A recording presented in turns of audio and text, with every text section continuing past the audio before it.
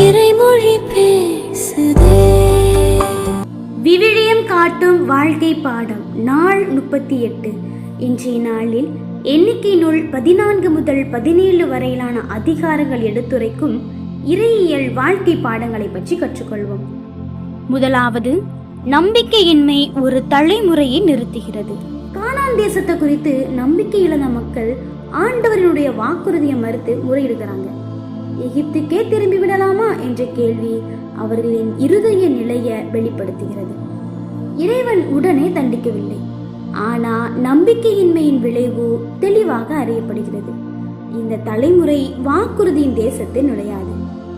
நம்பிக்கையின்மை என்பது ஒரு சிறிய பலவீனம் அல்ல, அது எதிர்காலத்தை முடக்கிவிடும் மனநிலை. கடவுள் நம்மை அழைக்கும் போதும் பயம் நம்மை பின்னோக்கி எடுக்கும்.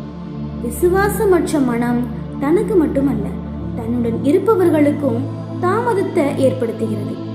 நம்பிக்கை கொண்ட சிலரின், அதாவது யோசுவா, காலேபு இவர்களின் விசுவாசம் மட்டும் எதிர்காலத்திற்கான கதவுகளை திறக்கிறது என்பதை தான் 14ஆம் அதிகாரம் குறிப்பிடப்படுகிறது. இரண்டாவது, பாவத்தை தொடர்ந்து பிடித்துக் கொள்வது அழிவை உண்டாக்கும். இந்த அதிகாரத்தில் பலி விதிகள், தவறுதலான பாவம், திட்டமிட்ட பாவம் ஆகியவற்றுக்கு இடையிலான வேறுபாடு விளக்கப்படுகிறது. குறிப்பா வேண்டுமென்றே செய்யப்படக்கூடிய பாவம் கடுமையாக கண்டிக்கப்படுகிறது. கடவுள் இரக்கம் நிறைந்தவர், ஆனால் பாவத்தை சாதாரணமாக்குவது இல்லை. தவறு செய்து மனம் திரும்பக்கூடிய மனிதனை அவர் ஏற்றுக்கொள்றாரு, ஆனா உண்மையை அறிந்தும் மறுப்பவரின் மனநிலை ஆபத்தானது என்பதை தான் 15ஆம் அதிகாரம் நமக்கு கற்றுத்தருகிறது.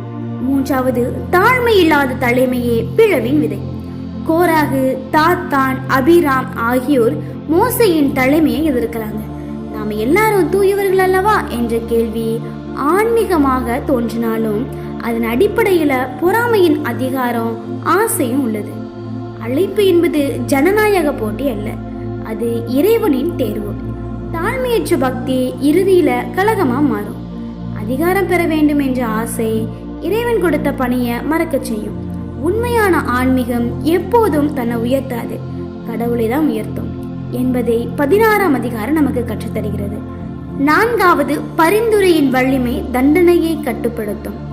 மக்கள் மீண்டும் முறையிடும் போது தொற்று நோய் பரவுகிறது.